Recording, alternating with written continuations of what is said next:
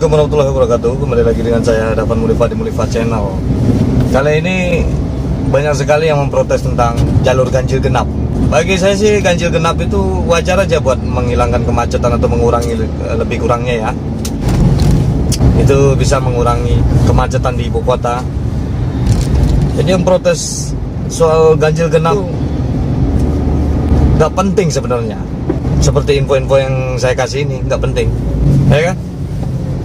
Kalau Anda punya mobil, Anda bisa memakai plat nomor sesuai dengan yang ditentukan sama pemerintah. Kalau tanggal ganjil, kita harus memakai plat yang bernomor belakang ganjil. Kalau di tanggal genap, itu plat nomor yang harus dipakai itu yang nomor belakangnya berjumlah genap juga. Ini banyak yang nggak tahu nih. Kalau dulu mau ganjil mau genap bisa masuk ke dalam ibu kota Jakarta ya.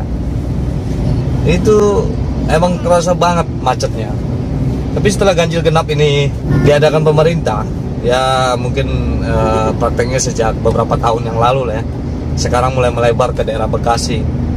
Itu sangat bagus buat mengurangi kemacetan. Saya kalau ke Jakarta emang jarang sih, saya tinggal di Depok. Di Depok ini nggak begitu macet lah. Kalau Anda yang kerjanya di Jakarta, ya sebaiknya Anda menggunakan kendaraan umum kayak busway, MRT. Jadi nggak perlu repot-repot buat bermacet-macetan ria. Jalan cuma satu orang, pakai mobil pula ya kan. Kalau rame-rame atau berkeluarga nggak apa-apa. Padahal saya lagi pakai mobil ya. Tapi saya di Depok. Sekali lagi saya di Depok.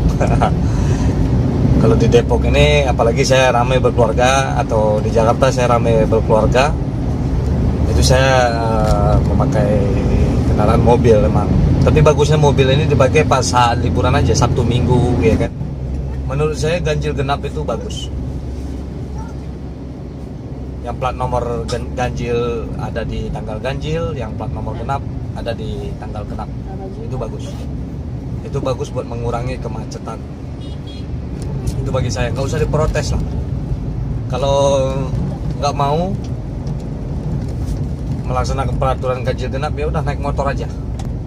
Kalau motor masih nggak apa-apa lah. Yang penting tetap hati-hati, jangan lupa berdoa, lakukan perjalanan, jangan lupa gunakan sabuk pengaman, perhatikan rambu-rambu lalu lintas dan marka jalan.